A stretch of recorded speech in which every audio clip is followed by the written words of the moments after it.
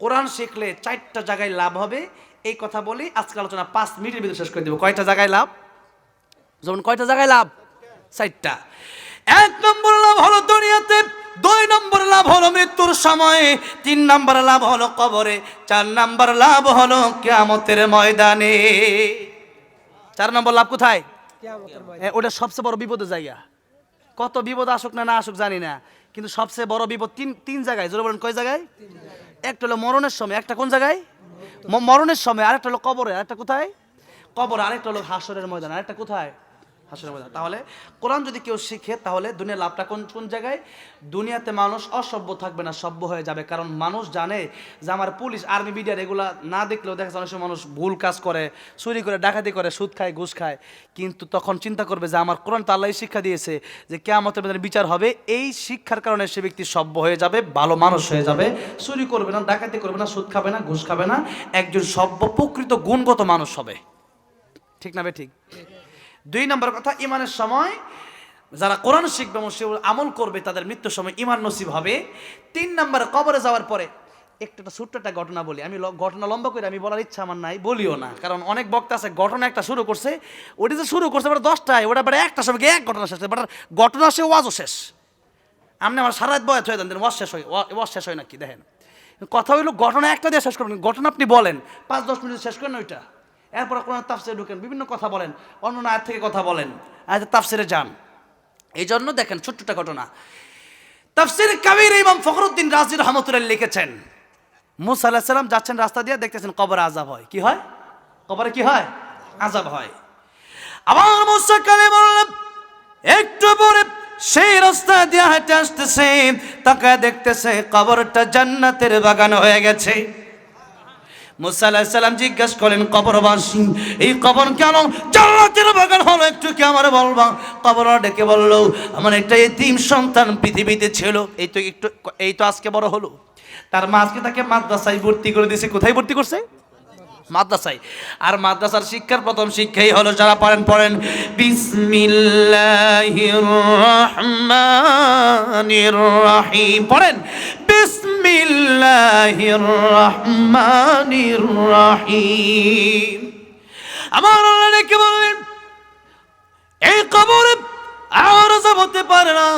এই লোকের সন্তান মাদ্রাসায় আজকে ভর্তি হয়েছে, কায়দা পড়বে, বিসমিল্লাহির রহমানির রহিম বলে শুরু করছে, আমি আল্লাহর রহমান রহিম বলে ডাক দিছি, এই লোকের কবরে আর আযাব হতে পারে না। আমি আল্লাহ তার কবরকে জান্নাতের বাগান বানিয়ে দিলাম। এতটুকু একটু বোঝার চেষ্টা করেন, বুঝছেন? একটা মানুষ মারা গেছে, তার এতিম সন্তানটা কায়দা পড়বে বিসমিল্লাহির রহমানির রহিম, একটা আয়াত পড়লো, তার বাবার কবর আযাব যদি আল্লাহ মাফ করতে পারে, আপনার সন্তানকে যদি আপনি মাদ্রাসায় দেন, এই সন্তান যদি 30 পারা কোরআনের হাফেজ হয়, এই সন্তান যদি আলেম হয়, তাহলে কি আপনার কবরের আযাব আল্লাহ মাফ করবে না? আপনার কবরকে আল্লাহ জান্নাতের বাগান বানাবে না?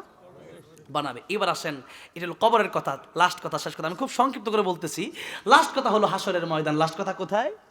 যেখান থেকে বিচার ফয়সালা হয়ে যাবে, কেউ জান্নাতে কেউ জাহান্নামে।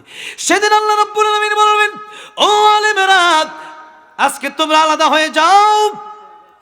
তোমরা আলাদা হয়ে, তোমাদেরকে আমি কোরআন হাদিস শিখার জন্য তৌফিক এই জন্য দিয়েছিলাম, কারণ তোমাদেরকে আমি আল্লাহ রাব্বুল আলামিন জান্নাতে দিতে চাই। কোথায় দিতে চাই?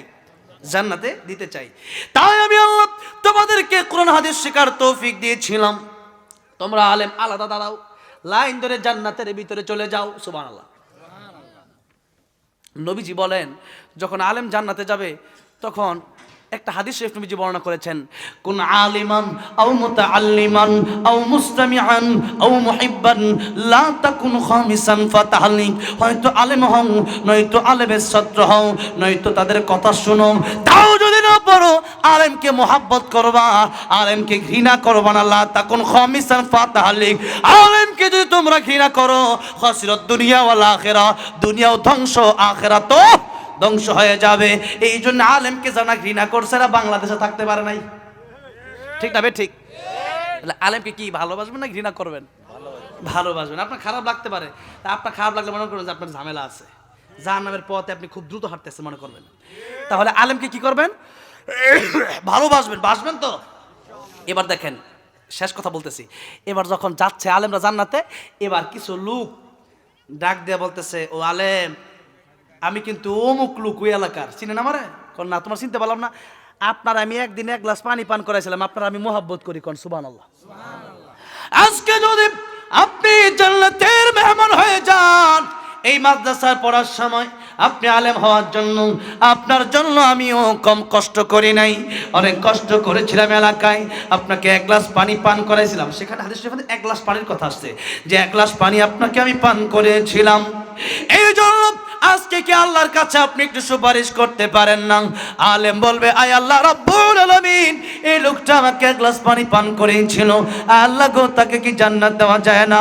আল্লাহ বলবেন, আমি আজকে তোমাকে জান্নাতে নেওয়ার সময় তার সাথে এই জন্য দেখা করায় দিলাম, কারণ সেই ব্যক্তিটা দুনিয়াতে আলেমকে ভালোবাসতো, আলেমকে পানি পান করাইছিল।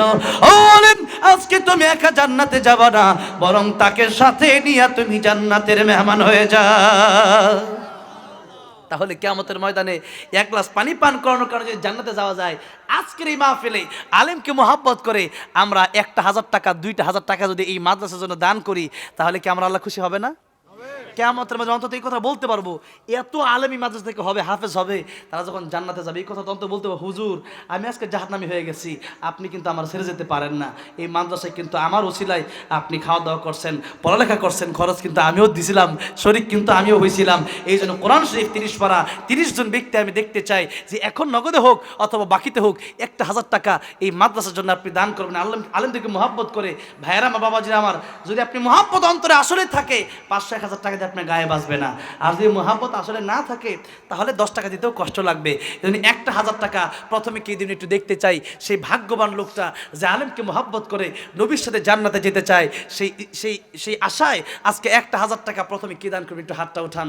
ও আমার সিরাজগঞ্জ ভাইয়েরা আমার, মুরব্বী বাবাজিরা আমার, এইটা তো বগুড়ার খুব পাশে, কয়েকদিন আগে বগুড়া গেলাম, মানুষকে চাইতে দেরি, টাকা দিতে দেখছি দেরি না। নাম কি? খাদেম আলী আদিত্যবাড়ি গ্রাম। তিনি প্রথমে দিয়ে দিলেন 1,000, জোরে বলেন মারহাবা। আল্লাহ তাআলা দান কবুলের মঞ্জুর করে নাও, জানে মানে বরকত দিও দাও, কারণ কিয়ামতের ময়দানে আমার নবীর সাথে জান্নাত দিও, বলেন আমিন। শামীম হোসেন 2 নম্বরে 1,000। হ্যাঁ, সজীব ভাই আল্লাহ এই গ্রামের নওপা গ্রামের আল্লাহ তিনি দিলেন 1,000। আল্লাহ কবুলার মঞ্জুর করো, জানে মালে বরকত দাও, কাল কিয়ামতের ময়দানে আমার নবীর সাথে জান্নাতের মালিক বানায় দিও, জোরে বলেন আমিন। 4 নম্বরে কে আছেন? 1,000 টাকা। এই দুনিয়ায় টাকা পয়সা আপনার আছে, কিন্তু কাফনের কাপড়ে কিন্তু পকেট নাই, কাফনের কাপড়ে কিন্তু পকেট নাই, যার কারণ টাকা পয়সা সব আপনি রেখে যাবেন, কাফনের কাপড় সাথে কিন্তু টাকা পয়সা নিয়ে যেতে পারবেন না। কিছু টাকা আল্লাহর রাস্তায় দান করলে পরে এটা কিয়ামতের ময়দানে কি হয়ে আপনার জন্য উঠবে। 4 নম্বরে কে আছেন? 1,000। কেবল পেলাম 3,000, আর মাত্র 27 জন লোক আমার দরকার এই মাদ্রাসার জন্য, আলেমদেরকে ভালোবেসে, কোরআনকে ভালোবেসে পরকালে জান্নাতে যাওয়ার আশা। সাইমেদুল ভাই 1,000। সাইমেদুল ভাই 4 নম্বর 1,000 টাকা আল্লাহ কবুলার মঞ্জুর করো, জানে বলে বরকত দাও, কাল কিয়ামতের ময়দানে আমার নবীর সাথে তুমি জান্নাতের মালিক বানায়, জোরে কোন আমিন। আলামিন ভাই 500, 1,000 সিরিয়াল, তাও আর 500 বাড়া দিলে খুশি হব। আলামিন ভাই 500, আল্লাহ কবুল আর মঞ্জুর করো, জানে মালে বরকত দাও, কাল কিয়ামতের ময়দানে আমার নবীর সাথে জান্নাতের মালিক বানায়, বলেন আমিন। মুসাফির হিসাবে এসেছি, নবী বলেন তোমার মা বাবার দোয়া আল্লাহ কবুল করবে, যেমন মুসাফিরের দোয়া আল্লাহ কবুল করবে তেমন। আইয়ুব আলী 1,000। আইয়ুব আলী ভাই দিলেন 1,000। আল্লাহ তোমার একজন জলিলুল কদর পয়গম্বর আইয়ুব আলাইহিস সালামের নামে নাম, আয় আল্লাহ আইয়ুব ভাইকে কবুল আর মঞ্জুর করে নাও, জানে মালে বরকত দাও। 6 নম্বরে নাম কি? সানোর হোসেন 1,000। আল্লাহ কবুল আর মঞ্জুর করো, জানে মালে বরকত দাও, কাল কিয়ামতের ময়দানে নবীর সাথে জান্নাত দিও। 7 নম্বরে শহীদুল ভাই 1,000। আল্লাহ কবুল আর মঞ্জুর করো। হাকিম ভাই আরেকজন, আলামিন ভাই, দুইজনে মিলে হলো 8 নম্বর 1,000, উনি দিলেন 500। আল্লাহ হাকিম ভাইকে কবুল আর মঞ্জুর করে নাও, জানে মালে বরকত দিয়া দাও, কাল কিয়ামতের কঠিন ময়দানে নবীর সাথে জান্নাত দিও। ও মেয়েরা, আমার বাবাজিরা, টাকা পয়সা